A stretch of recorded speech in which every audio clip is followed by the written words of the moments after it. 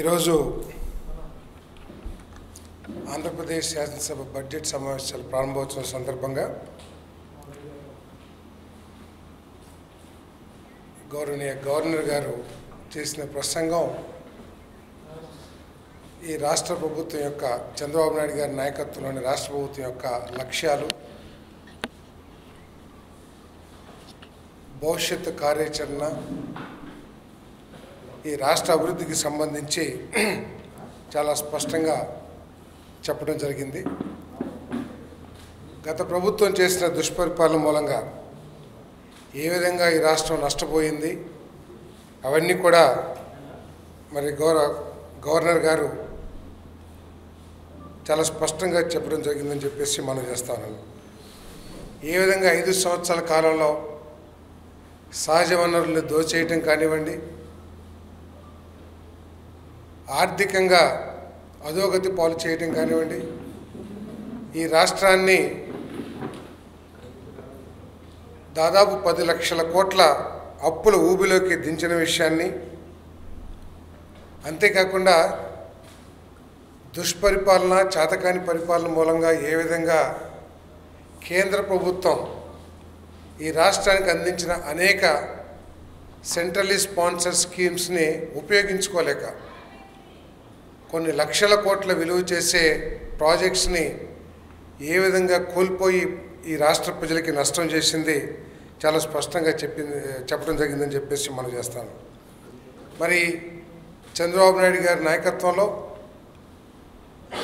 రాష్ట్రాన్ని గాడిలో పెట్టడమే కాకుండా అప్పుల ఊబిలో కూరుకుపోయిన రాష్ట్రాన్ని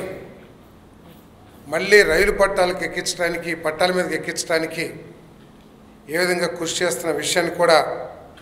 స్పష్టంగా చెప్పడం జరిగిందని చెప్పేసి మనం చేస్తాను. గత ప్రభుత్వం పెట్టిన బకాయిల్ని రైతులకు కానివ్వండి, విద్యార్థులకు కానివ్వండి, కేంద్ర ప్రభుత్వానికి చెల్లించాల్సిన అప్పులు కానివ్వండి, వీటన్నిటిని చెల్లించుకుంటూ రాష్ట్రాన్ని ఒక గాడిలో పెట్టి భవిష్యత్తుకి మంచి పునాది వేయడానికి చంద్రబాబు నాయుడు గారు ఏ విధంగా పనిచేస్తుంది, ఈ ప్రభుత్వం ఏ విధంగా పనిచేస్తుందో కూడా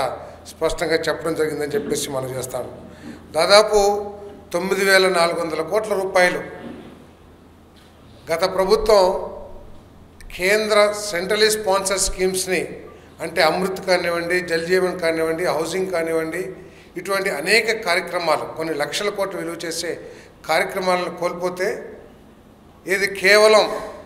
రాష్ట్ర ప్రభుత్వ వాటా కానీ, రాష్ట్ర ప్రభుత్వ అప్పులు చెల్లించకపోవటం మూలంగా అప్పులకు సంబంధించి 9,371 కోట్ల రూపాయలని ఈ రాష్ట్ర ప్రభుత్వం చెల్లించి కోల్పోయిన 94 పథకాల్లో 73 పథకాలని మళ్ళీ రివైవ్ చేయటం జరిగిందని చెప్పేసి మనం చేస్తా ఉన్నాను. వాటిని రివైవ్ చేయటం ద్వారా ఈ రాష్ట్ర అభివృద్ధికి పునాదులు వేయటం కూడా జరిగిందని చెప్పేసి నేను ఈ సందర్భంగా తెలియజేస్తా ఉన్నాను. పూర్తిగా రాష్ట్ర ప్రభుత్వం మీద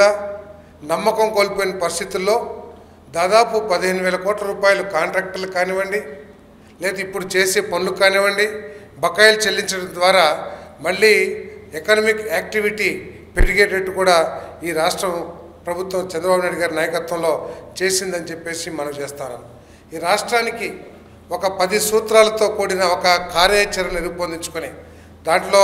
మీ అందరికీ తెలిసిందే 10 సూత్రాలు. జీరో పావర్టీ కానివ్వండి, zero poverty, human resources development, population management, skilling and employment generation, water security, farmer agritech, global best logistics, cost optimisation, energy and fuel, product perfection, Swachhandhra, deep tech irrigation, ఇటువంటి 10 సూత్రాలతో ఈ రాష్ట్రానికి ఒక భవిష్యత్తును ఏర్పాటు చేయడం కోసం,